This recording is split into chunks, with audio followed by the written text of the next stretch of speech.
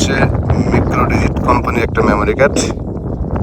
অল্প কদিন আগে এখানে একটা ইসবিস কোম্পানির ক্যামেরা লাগাইছিলাম, তো এখন রেকর্ডিং হচ্ছে না। আইসা ক্যামেরা রিসেট মারলাম, তারপরে হচ্ছে না।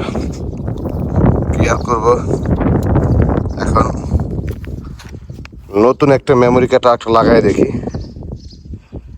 তাতে চলে কিনা। এই হচ্ছে উটের কারখানা। হ্যাঁ, বসে যা, এটাই খুললে তো একটা লাগাই। এখন নতুন একটা লাগাই দিলাম, এখন চেক করে দেখি রেজাল্টটা কি আসে।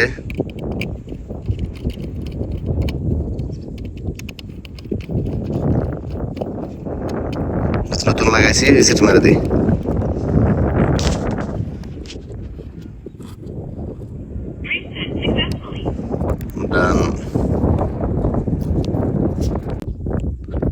এই হচ্ছে আশপাশের পরিবেশ, সব ছাগল, গরু, মহিষ।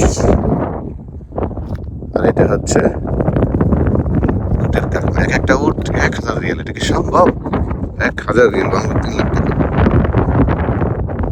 ফাইনালি মেমোরি কার্ড লাগিয়ে দিয়ে আসলাম। এখন চেক করতেছি যে ফাইনালি এইটার মধ্যে কি মেমোরি কার্ড সাপোর্ট নিয়েছে কিনা। ফাইনালি মেমোরি কার্ড সাপোর্ট নিয়েছে, যার কারণে নিচে ভিডিও রেকর্ড দেখা যাচ্ছে। তাহলে এই মাইক্রো ডিজিট মেমোরি কার্ডের প্রবলেম, এইটার কোনো ওয়ারেন্টি নেই।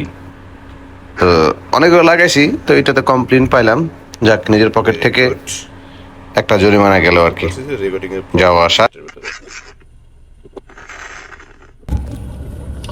ইসবিস ক্যামেরা লাগানোর ক্ষেত্রে অবশ্যই মেমোরি কার্ডটা খুবই মোস্ট ইম্পর্টেন্ট। ক্যামেরা সহজে প্রবলেম হয় না, বাট মেমোরি কার্ডটা এখন যে কমপ্লেন পাইলাম, এই কমপ্লেন চেক করার জন্য আমাকে 30-60 মাইল দূরে যে লাগাই দিয়ে আসতে হলো। যেহেতু কাস্টমার ক্যামেরা 1 বছরের ওয়ারেন্টি দিয়েছি, তো এই হচ্ছে এখন একটা লস প্রজেক্ট। যাওয়া আসা ওমানি 2 রিলের তেল খরচ, 30-60 রিয়াল, 1 রিলের তেল খরচ আর কি। 1 রিলের তেল খরচ, 1 রিয়াল পকেট থেকে গেছে। সময় খরচ, আধা ঘন্টা চেক করছি। তো যার কারণেই micro digit memory card, be careful. 1 Real 500 পয়সা ডিফারেন্স। বুঝতে সানডিক্স লাগানো নাই উত্তম।